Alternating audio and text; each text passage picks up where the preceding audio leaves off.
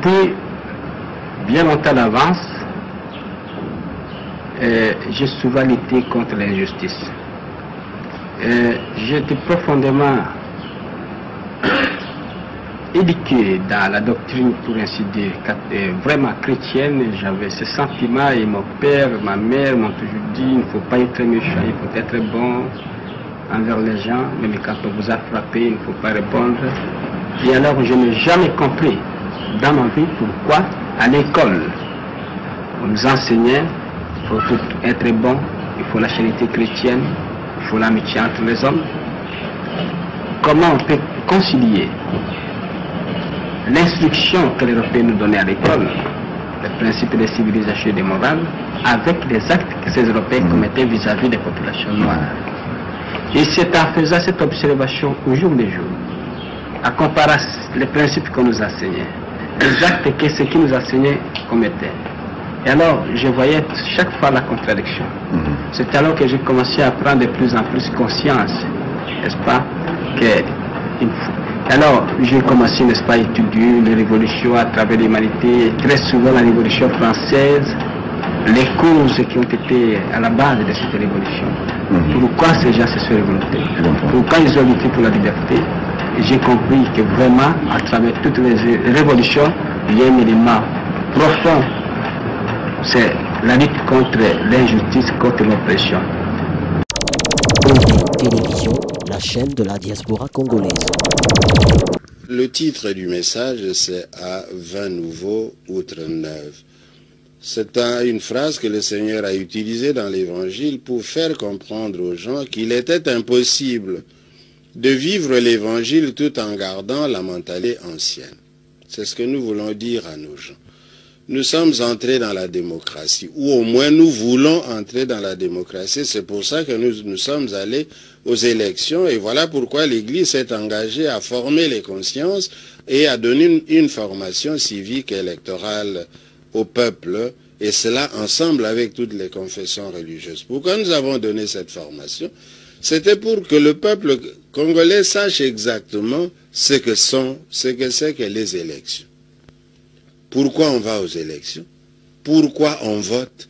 Pour qui on vote? Et qu'est-ce que c'est que la démocratie? Quelles sont les valeurs démocratiques, ainsi de suite. Bon.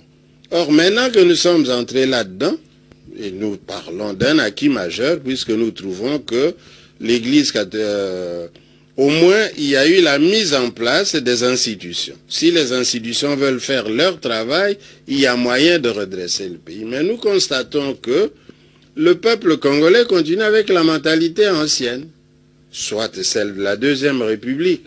La corruption bat son plein, il a battu son plein pendant les élections, et il continue à battre son plein.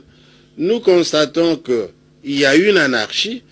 Or, la démocratie n'est pas l'anarchie. La démocratie, c'est l'état de droit.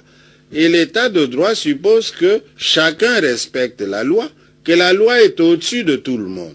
À commencer par le chef de l'État, toutes les institutions et tous les individus sont soumises à la loi.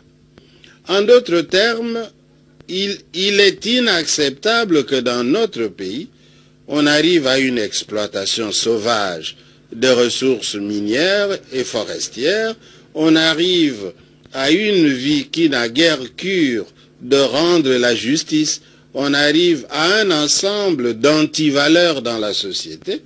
Voilà pourquoi les évêques disent, vous ne pouvez pas aller en démocratie, vous ne pouvez pas changer en gardant l'ancienne mentalité. On ne peut pas non plus vouloir bâtir un pays si l'on ne travaille pas. Donc il est impossible d'attendre son pain en croyant que les nocos vont nous amener à manger, que les nocos vont nous amener à boire, que les nocos vont venir faire le travail au Congo. Non. Donc c'est nous qui devons bâtir le pays, et c'est à nous qu'il revient d'édifier ce Congo. On ne peut pas vouloir édifier un pays et créer tout le temps l'insécurité et en tuant les citoyens. On ne tue pas le peuple que l'on veut gouverner, on ne tue pas le peuple qui est censé être le bâtisseur de l'État que l'on gouverne. Donc, en d'autres termes, les libertés fondamentales sont primordiales dans un état de droit. Et parmi les libertés fondamentales, la première, c'est la vie.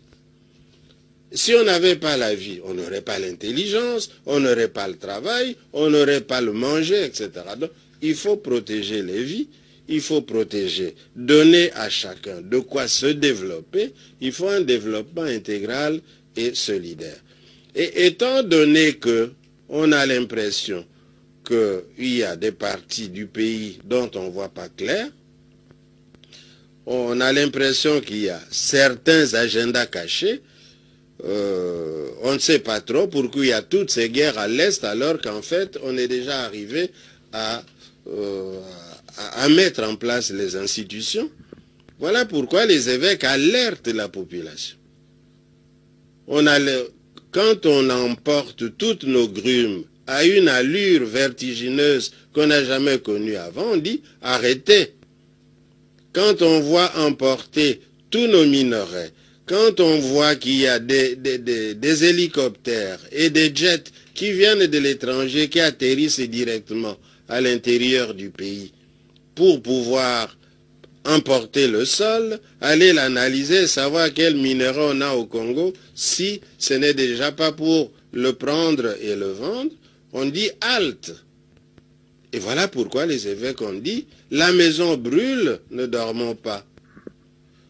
Et si nous voulons que la maison ne brûle pas, changeons de mentalité et luttons contre les antivaleurs, fondons notre pays sur des valeurs.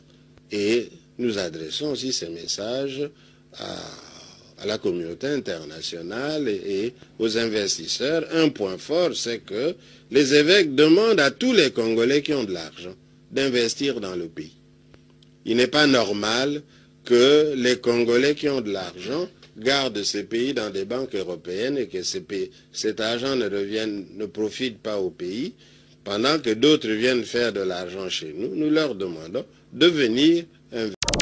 EID Télévision, la chaîne de la diaspora congolaise.